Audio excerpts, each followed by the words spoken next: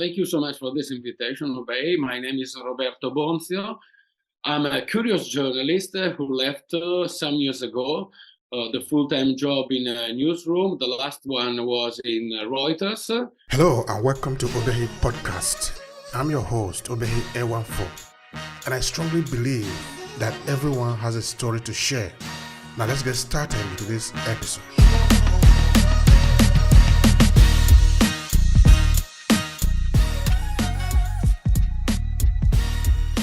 To become a storyteller after an experience I had moving for 6 months with family in Silicon Valley. And so my project Italiani in Frontiera, it's about Italian talent, and it's focused on storytellings around Italy and abroad, and trips which I lead Italians, entrepreneurs, innovators to meet Italians in Silicon Valley to better understand that place where the innovation comes and better understand, I think, also the Italian talent. But everything, both stories and what I'm writing and videos and also in trips, is always I'm focused on telling stories. Thank you so much for that, dear Roberto. You have been here before. We enjoyed the conversation so much. That is why we are here again, because we continue to feed the people. You're welcome. So, of course, today we are talking about emotion, the use of emotion in storytelling. I don't know if you want to give us a kind of a background. Let's start with, how do you describe emotion? What does it mean, emotion? So, obviously, this is not a new thing, because if you go around Italy and you just go in the Middle Age churches or you look at old paintings, and you find that in the stories they're telling, in the images full of metaphors and so on, they focus on emotion. They don't give only information of something. So this is nothing new at all. So we understand, we discover the world, we try to better understand people and the world through more than through emotions than through our rational part of our brain. So this is part of humankind. It's nothing normal and it's nothing new. And we could talk and better focus a little bit on what is this kind of emotion in telling and in explaining in our today storytelling. But we must start from this kind of emotion in telling stories, in communicate, is as old probably as the man is. So, but where is this emotion coming from in our history? At what point did we begin to lay emphasis in it? If we can even go back, because you were talking of the Middle Ages, we can go further than that, into even cave painting, the picture that were painted there. There are a lot of emotion about it also. So that you see an animal fighting with a human being, or the human being fighting with animal, or we see a refiguration of animal and human being. Both of them are the same image. So this is already sort of tingling with emotion. So I'm trying to say, where is this use of emotion coming from? Since when did we begin to leverage it in our storytelling? Well, I'm sure that this is as old as the man is. I don't think it started in the old paintings, but probably in the very, very few drawings in the caves of the primitive man. There was something that was touching the emotion and not only give the information about the huntings and so on. So we know that a good part, I think probably the main part of our brain is focused on emotion, and we know and we look at the world through emotions more than with rationality. So this is just today a part of our communication in today's storytelling, but it's come from very far away. And I think that we must be aware of this to better tell the stories and to better communicate. And also being aware that this kind of emotion can be also a way to tell not the truth, because you can touch and the impression, you can touch the emotion of people telling stories that are not true at all. So we could talk a lot about the fake news. So fake news are completely focused on emotional communication. And if you touch something that moves you, like fear before, at first, it's very, very easy communicating something that you can communicate something that is not true at all. So the fear that to feel unsure, to be fearful of people different from you, uh, fake news are all concentrated of these kind of preconceptions and fears. So you can tell stories that are completely not true, touching something that is very, very strong. So this is a common strategy in political campaigns. They're always trying to touch something that moves you more than make you understand through a rational part of your brain. So it's something that we must be aware of, and then we can go on in explaining also if you want with some examples, and I can tell you what I'm doing. How do you use emotion in your own work? If you have any example to share with me, of course, we are here for that. Please help me understand it. First of all, I must tell you that a lot of things that I've done in this kind of experience, becoming a storyteller, becoming a curious journalist, and also I would say an entrepreneur journalist, because I start something that I didn't have any idea before. And a lot of things that I have done, also out of planning to move with the family for 6 months in Silicon Valley, but also the way in which I start telling the stories. I didn't study anything, and I've done a lot of things emotionally, and I understood a lot of times the things I've done before, connecting the dots after I've done it. And this is about my experience to decide to go there for 6 months and so on. But this happened also when I started realizing that there was something special in the way I was talking and I was telling stories that was touching very, very deeply the people. I wouldn't expect to change my work from journalist and in a newsroom in this kind of, I think, different journalism. But the thing is that I never studied, nobody explained me something about this. And in some ways, coming out from a traditional position in a newsroom and so on, this is in some way um, take out and make free something of my characteristic, of my talent that was um, that was older than that. But I changed the position, and coming out from this traditional newsroom, I found myself able to do things that I never expected before. In some ways, I'm very curious of stories of people. I like to collect and connect stories of people. And in some ways, this worked much better than I never imagined and I never expected. Hmm. All I right. can tell you something also through example if you need, Yeah, for yeah, yeah. sure. Yeah, yeah. Please share with me. Okay. So, first of all, I, I, I I often go to exhibition, museums, historical places when you have a person explaining you the place, okay, the stories and so on. Most part of these people make a sort of a position of different information. You have a lot of things. They explain that painting, and they explain the other one, and so on. So you have dozens of information. Everything is interesting. They are people who studied very well. But with this kind of several position of information, you come out from a museum, you come out from an exhibition, and if I ask you one hour later, what do you remember? You probably remember one thing and the other thing, but you don't have any idea of all the things that they told you. But because I'm curious of persons, all my activity with Italiani Frontiera has become telling stories of people, not telling stories of events or telling stories of things. And I discovered, after I've done it for a lot of times, I discovered that this has a completely different emotional approach on the persons. You must tell stories of people and connecting stories of places or events to the stories of people.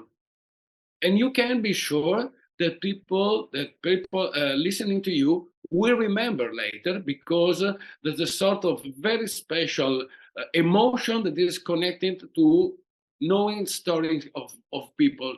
Can be dramatic, can be curious, but it's like if this open a special door in your mind, and all the ideas, all the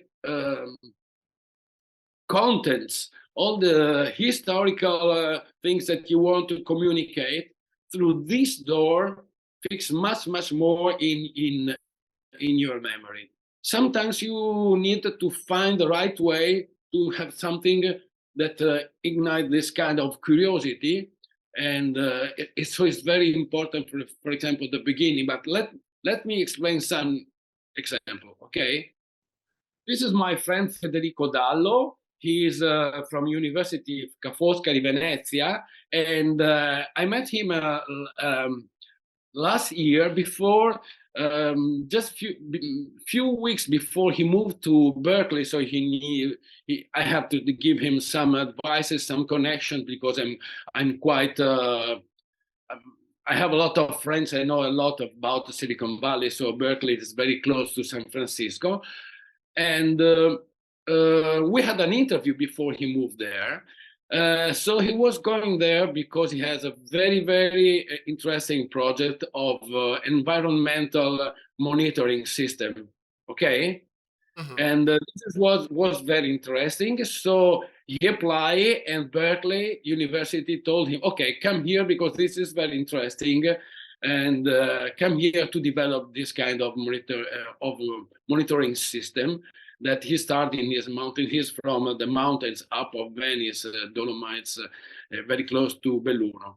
And when he told me about this project, very interesting to explain, at a certain point, he told me, because we were with some students of the project, school and work, we were just talking, and I decided to have some cakes with them, and out of studying, we were just talking, laughing, and the center moment from this came out the idea of this kind of monitoring system that can be open to the citizenship, because all the citizens, because it's focused on very small machines that you can give to different people and so on. But when he told me this after of the interview, I told him, stop. This is the beginning of the stories, because you have a so original projects that was born in this very unusual way.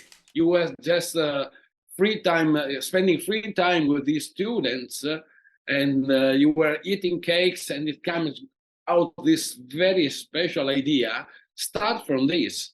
So he would have never started to explain his project, telling, okay, I was eating some cakes with students of the project, school and work, and then so why don't we try? I think that this was the perfect way to tell his stories. I'm sure that this works, but nobody generally will start to tell his stories from this. I hope this has been clear. I found something very curious and unusual in that story, and so I forced him to start from that. That's interesting. Yeah, it's interesting. Now, can you bring yourself back now? Okay, fine. Sorry. Now, yeah, please go. Okay, and so we must be aware that that is a special way to communicate, that must be focused on or be aware that which is the emotional impact of what you're saying. I'll give you another example. This is a slide I've used many times. This slide in which Seth Godin, which is supposed to be the guru of marketing gurus, okay, one of the top figures, talk about Apple and the limit of marketing focused on of data, and they say, do you really think that Apple has been successful because of their product? And then he said, they tried ads and studies that proved that Mac was easier and cheaper to support. They failed. It was only the gentle persistence of storytelling and the elevation of evangelists that turned the tide. So the difference for Apple didn't come from a better computer. They probably were doing the better computer before, but the success came from an outstanding storyteller and evangelist like Steve Jobs, and also the work of other evangelists. So the real impact of the success of Apple didn't come from the better product they already have before, but the way in which they've been able to tell the story of the product, to create sometimes the need of a product before the product came out, you know? So this is about marketing, but I think there's something precious about the storytelling. We must remember this. Telling only the data in the story is not working enough, okay? And in some ways you must find which is the curious thing that touch the emotion of the people, to start from there telling the story. I give you another example. Okay, imagine that I tell you, okay, now I will tell you the story of a product that a lot of people, everybody knows, but you cannot imagine where it comes from. I will never ever start in this way. I will start like this. Imagine 7 brothers: Franco, Valeriano, Gelindo, Candido, Giocondo, Giovanni, Rachele. They're very, very strange. Some of them are very strange names. Rachele also is a name for a girl, not for a man. Okay? These are 7 immigrants that leave Friuli, northeast of Venice, to go to Berkeley at the beginning of 20th century. But they don't go to the university. They go to pick up oranges because they are poor immigrants, okay? But one of the brothers is an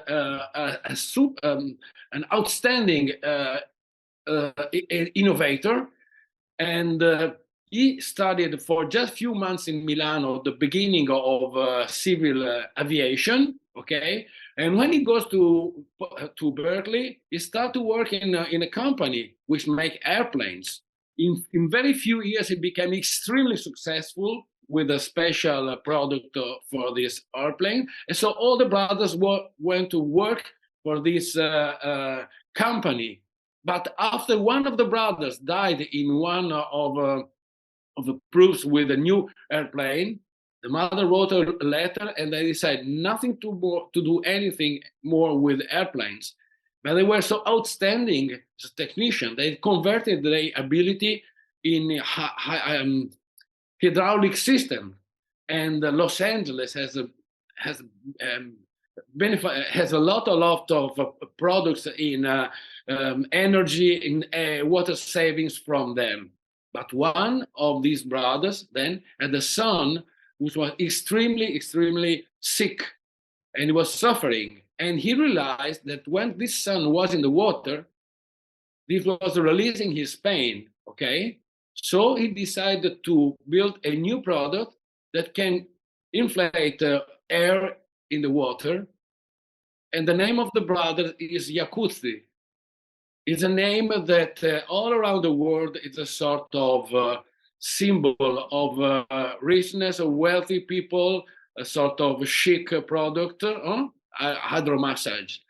And very few people know that this idea, this product, came out from an Italian father that decided to help his sick and handicapped son. So did you understand the structure?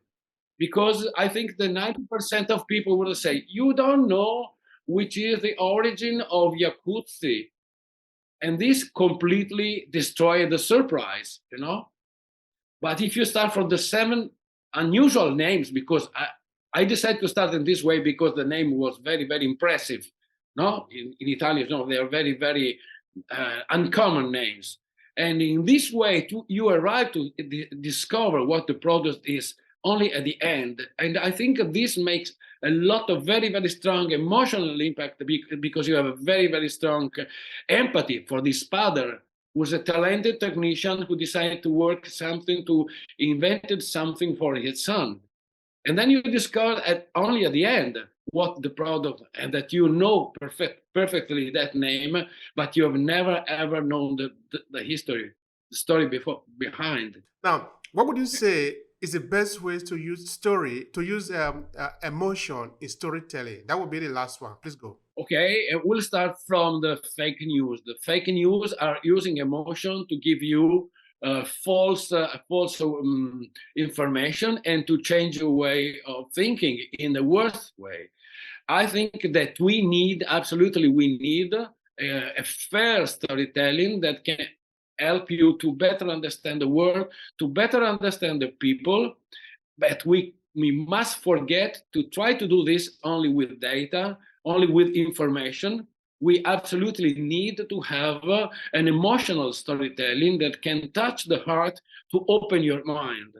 Thank you so much for that, Roberto. I really do appreciate that. That is highly valuable. Thank you. Thank you so much, Obehi. Always a pleasure to be here with you. If you enjoy this podcast, make sure you subscribe so you never miss any of our future episodes. Rate and review Obehi Podcast and share with your friends who might need it. I remain Obehi Ewanfo. Thank you so much for listening and talk to you in the next episode.